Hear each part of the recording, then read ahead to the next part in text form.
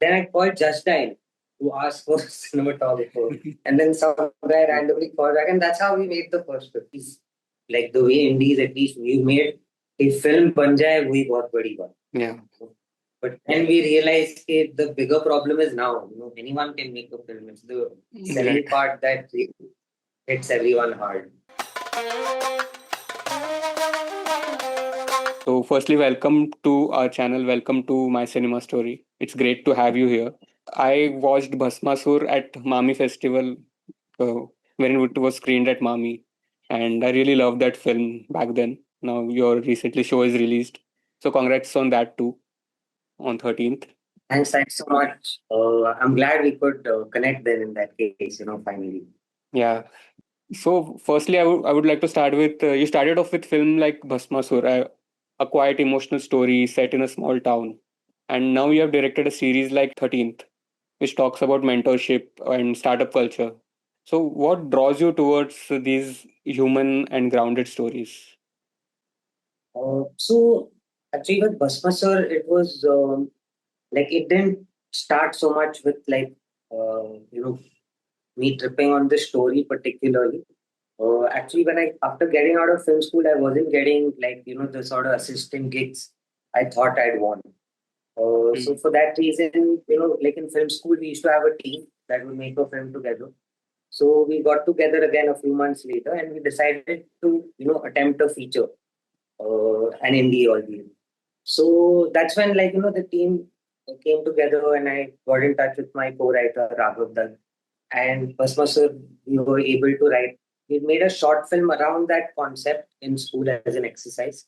Okay. So that's something that stayed with me, that moment especially towards the end, and then from there, Raghav weaved this beautiful word of like the donkey and stuff like that. So that really helped. So that it came more from a space of we got to make a film no matter what because there was no work, so there was like little frustration also. But I'm glad because we I didn't know better to be honest. I was just like hey, I'll make a film, but I had no idea what to do after that. Luckily, we met some very good people who were doing this from a while and they were able to guide us. And then Film Bazaar happened, Mm. Mami happened, and the festivals, and then finally Netflix. So it was a nice journey. And then now coming to 13th, actually, uh, I was working on a film that didn't come out with the EP of 13th fully. And years later, we connected again, and that's when Kuldeep said there's this new project he's working on with the producer Abhishek, and they're looking for directors. And that's something like at least in my head, the point of making like films is so that you start getting more chances to make them. Mm. But somewhere that whole then it became more about oh he does indies, that wasn't the intention. He Yeah. wanted to do more films. So it always felt like nothing was enough. So I was quite like fortunate in the sense like I met up with Abhishek and a few months later we connected with the writer as well. And I really was drawn to the script because it was about second chances and that's something that like resonates with me a lot. Yeah. So with that idea I went into it, but yes, it was a new space for me in terms of like it was like dialogue driven, Mm. mainly between two characters. Like Bhasmasur was more visual driven in that sense, Right. like that hammer came to. So that was very challenging, and Abhishek was there, because he'd done Physics Wala before he directed also. So Mm. he was really able to, which is a very nice thing from a producer, place that trust, and then we were able to get it to what it is. And of course, like we had a great team and a wonderful cast, so all those things definitely helped. So I was just lucky that I got the opportunity. And I really like the title 13th because it's, I think after 12th, we take a drop to prepare for, the entrance exam. That's why the title is 13th, right? I have read it Yeah, somewhere. so Yeah. so basically, the writer and the showrunner Abhishek and Samir, they're from the whole Kota JEE background. They're Okay. IITians themselves. So this was a story very close to them. Of course, with Mr. Mohit Tyagi's track. So they explain the concept of 13th, which is basically like after 12, like you mentioned, when Yeah. you take that drop year. In centers like Kota and stuff like that, they call it the 13th batch, informally. So Okay. it was already an intriguing title because generally when you hear that number, you associate it with bad luck. And, Right. I mean, Yes. that's the first instance, at least for a South Asian sort of Yeah. populace. So that was interesting to me because the show was about hope. So, like, I thought the title they came up with was very apt. Yeah, I think the titles are very interesting. Even Bhasmasur, like I wanted to ask you, how did you come up with that title? Because Bhasmasur in the ancient story, it's totally different meaning, and this film is a different. So how did you come up with Yeah. that? So the thing is, it started with because the film spoke in us, like how we view a donkey, right? It's like something insignificant among the pets in that case, Yeah. right? So then it started with this whole thing that it has to have a very, like a sort of name that doesn't fit the personality that we are going for. That would sort of be a little. So it started with that sort of fun thing. But then, as we were coming up with different names, which was Raghav's idea.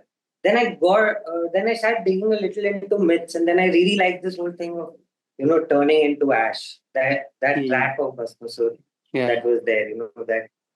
So I thought, in a very twisted way, like this was the film also for the trio, where in a very twisted way, this whole myth was coming to life again. So I thought it'd be interesting. Someone like who knows what it's about could also try to find those things in the film, but still not know what the film is about. Hmm. So Right. that's how the name started. Interesting. Coming back to 13th, so there are already so many shows based on exam or coaching life, like Physics Wala, Kota Factory, even Super 30. What was your approach to keep it distinct from that genre? So generally, when we move ahead with a sort of look and feel and everything, more now in terms of like there were some of these that I hadn't seen also before, so maybe that could have been an advantage. Yeah. So then what happens is you do justice to it through character development on the other fronts, because then that uniqueness can come.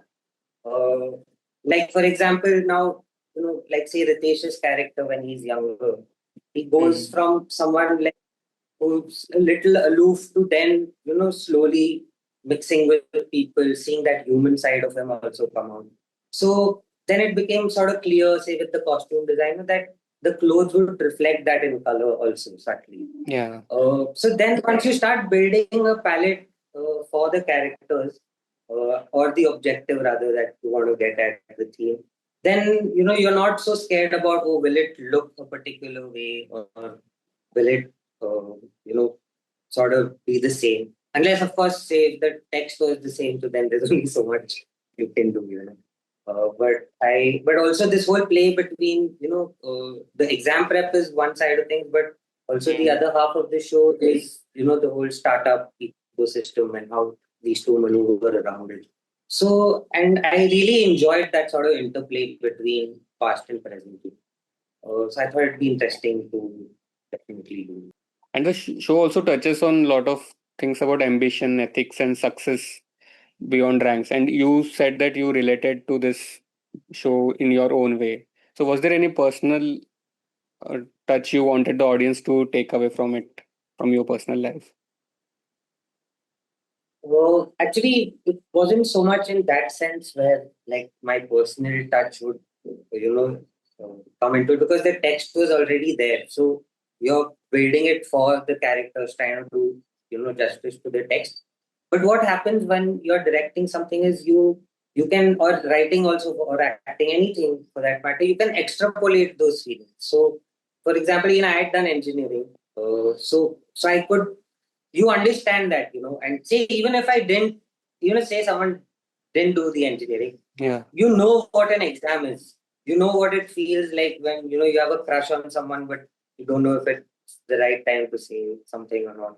these are like very human emotions we go through. So then you're able to extrapolate that and then bring it to life. So that feels more real than otherwise it could become little like more for your own trip, like you're trying to impose like your own feelings into it so strongly that everything else takes a backseat. So that becomes a little. Coming back to Bhasmasur, it has a usual visual language, as we already discussed.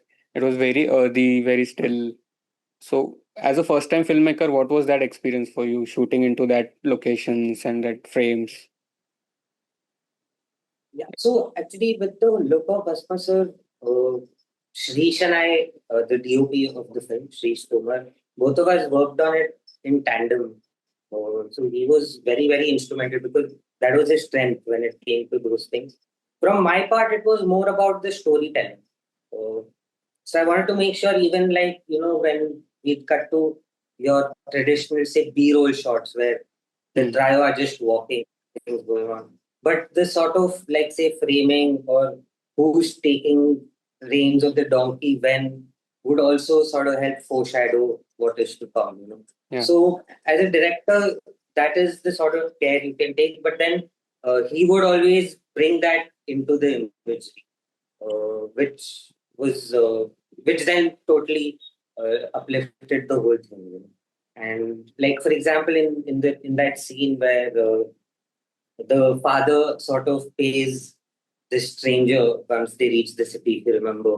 He pays him some, the stranger pays the father some money and goes away. It's like a Yeah. cave. So that whole sort of geometry where, you see the kids slipping and all that. So all that stuff was a lot of fun to do in terms of visual grammar, for the film. So that was good. But at the same time, at the back end of things, it was terrible because we just went straight from film school. We didn't know better. But Hmm. sometimes there'd be days where we'd be struggling for food, water. But because everyone was friends, they had that patience also. So everyone stuck Hmm. together and managed to finish the film. But yeah, that part was harrowing. Now I can think of it as a fun thing, but yeah, it was painful for that. So, you have also done short films, feature films, and web series, all three formats. So, how different is your process for all three, and how much creative freedom or creative space do you find in each of the format? So I think like the creative space is doesn't sort of stop with like a short film or not. I mean, the sort of format could be anything, but then the moment, say, like where you're not making an indie, right? Where you are not the producer, like if you are not the only stakeholder, then of course, like you have to architect the show or the film according to say in terms of a show like 13th or like any other show like the Mirzapur, Game of Thrones, or whatever. You will have different directors, but there is this sort of vision that is set, and then you try to uplift that. So that is the approach when it comes to, I would think, like shows for very commercial purposes because you want a season two, season three. Like many people can take up that mantle also and take things forward if that is the case. So that can happen. But in a film, I think it's very important that you 100% like have one sort of point of contact in that sense because then that voice becomes extremely important in terms of a film. Yeah. In terms of a show, it comes from the creators and the makers, at a very base level, and then you're helping service that. So that is one difference. That's great. I have asked this question to a lot of people, but no one has given such a detailed answer. Everyone says that it's all the same, but yeah, I think your point is very good. Yeah, creatively, I think it would, like I said, be the same. But on this front, it is, and the space is, I can say, but that's in anything, right? Today, now, say, if you were doing a business, if like you're running the business, Yeah. it's one thing. But if you're working, say, for a top five or something, so then you're servicing a larger goal. Right. Many times new filmmakers feel stuck. So they have a story, but not a team, not many resources. If you want to make an independent film, what advice would you give to someone who wants to make their film and who doesn't know where to start if they have a story? So I would suggest, like, if say start, you can start. One can always start with short films.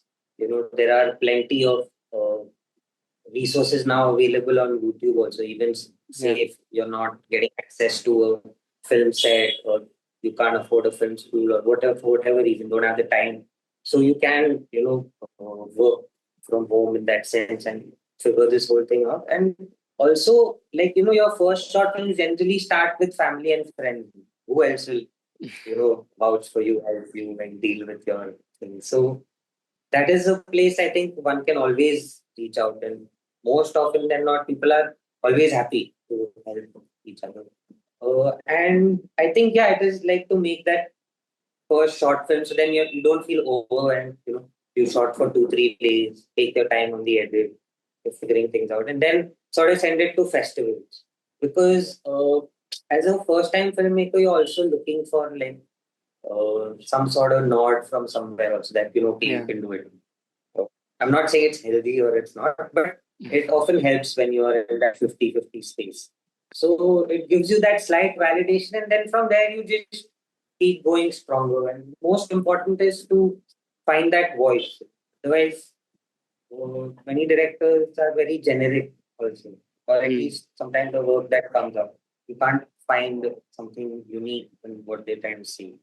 I'm not about the story, I'm talking about the way it's presented. Yeah, the So, approach. and that takes a long time. Yeah, that takes a long time to find your voice. So, I think the more you start working on films, the easier it gets for you to get. After 13th, what are your plans? Like, is there any new movie or any short film or any series coming up? So, as of now, though, I'm just writing, like developing it with my co-writer Raghav, and we'll be pitching things around. But and there's a music video that I'm part of Okay. that, so we get into it soon. But yeah, I'll keep you posted if something like that comes up. Yeah, 5 films that changed your perspective as a filmmaker, or the films which you keep going back to.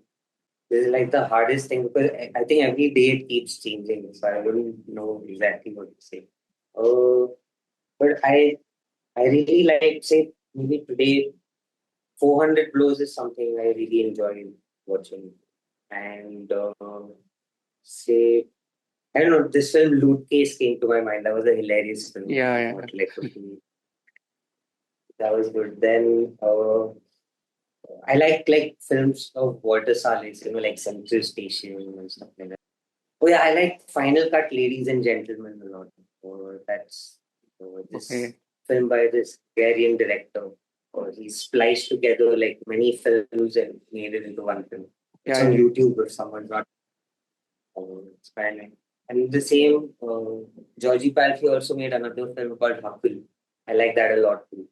I think we're coming to our last question. So this is a signature question. What is your cinema story?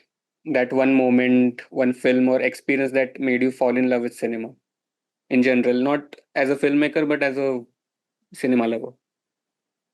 Wow, there'll be so many. But I think I have this very vague memory of like watching uh, these. So, like when I was younger, you'd be put in a crush sometimes, right? Because your parents are working or whatever. So there they play these reruns of the Richie Rich TV show. So I think that's like the first thing I remember and going like. So I think it's always been animated cartoons and then comics and stuff like that. And then from Yeah. there, movies became more accessible. So it was always cartoons, I think, to begin with. The moment I realized I didn't want to pursue engineering, because once I was terrible at it. But apart from that, in personally, I didn't want to, because I had seen, like, I think, films like 400 Blows and Godfather and Ten Mm. Commandments. But we had, so after the 12th, you get like a long 3 4 months break. So I'd watch these movies, and that's when, like, I think that a little of that started coming in. Like, maybe I want to see what it feels like to make a film and all of that. So then I remember I just, like, again, like you mentioned, I just written the script and I didn't know like how you shoot it and what Mm. is it, what is framing, anything, 180, none of that. So Then I called Just Dial to ask for a cinematographer. And then some guy randomly called back, and that's how we made the first film. So he was, of course, then doing everything. I didn't know back then. I just written it, and there were two friends who were actors. So we graffitied some like wall inside my garage, and we just made some very existential random Literally from Just Dial, crap. you hired. That's great. So I think sometimes you need that drive also. When I feel like doing another indie right now, but then I also get scared that, oh my God, those 2 years are horrific, just to make it Yeah. happen. Uh, but then you're also quoting it all the time. So, of course, there's something special there. I think, like, if you have that little naivety and sort of zeal that no matter what I do, you can very much. But nowadays, indie films are also getting recognized more. Like, if you have seen last month only, we got so many theatrical releases for indie films, like Sabar Bonda or even Humans in the Loop. So, what do you think? How Correct. it's changing, right? At least few screens, but it has started. So I actually, to be honest, I really don't know much about this whole theatrical model because it's always been like say this 13th or like indies that we Yeah. send to festivals and then filed on an OTT. So I think on that, like we recently co-produced a film called Don't Tell Mother that opened Yes. at Busan this year. Right. With debut. So now we'll go around. It opened at Busan. We're looking for the entire year now, go to different festivals and stuff. So I think like the top build sort of indies, even in that space, like your top 20, 30 are getting that recognition, which is great. But behind them, like say those Yeah. 500,000 films in the OTT space, it's sort of eroded, which I feel like long term that is most beneficial, right? Like Right. theater, I don't know how much one can make up in an indie film, but then you rely on which will go on an OTT, so at least over a period of time, perpetuity, something comes across. So that I think has become slightly harder from say 5, 6 years ago. So for festivals also, how do you decide, like, is there any process of promoting the film after it got selected in certain festivals? Now your film is already going through a festival. So do you promote it in some way, or it's just like let it go? No, we have to promote it at like the best level you can because see at the end of the day the indies like the way indies at least we made a film ban jaye wohi bahut badi baat. Yeah. But then we realized that the bigger problem is now anyone can make a film. It's the selling Right. part that hits everyone hard. So on that front, we realized that say after our first outing, it is good if you find say like that is if you can't do it on your own. Someone say a festival strategist who can like help you out with festivals and stuff like that. Or if you got to go like to a publicist and see like if you can get some buzz going somewhere. Because say you get 3 shows at Busan, right? You want that, like you want as many people as possible to fill Right. it. Yeah. Those sold out opening for the first time. So from your side, you do everything you can. It's definitely not at a very large scale because, like I said, to make the film only, you're pretty much burnt by the end of it. So True. that yeah, you have to push it in whatever way you can. 100%. That's it from my side. I think I had all my Right. questions. Thanks so much. Yeah. That was a great conversation I had. Got to learn a lot of new things, your approach, and hopefully our viewers are mostly cinephile audience, film students, so they will also get inspired by your talk. Yeah, Neat, man. Glad I could help. Thanks so much. Thanks for having me over. thank you so much, and all the best for your future projects. Thanks. Bye. Bye.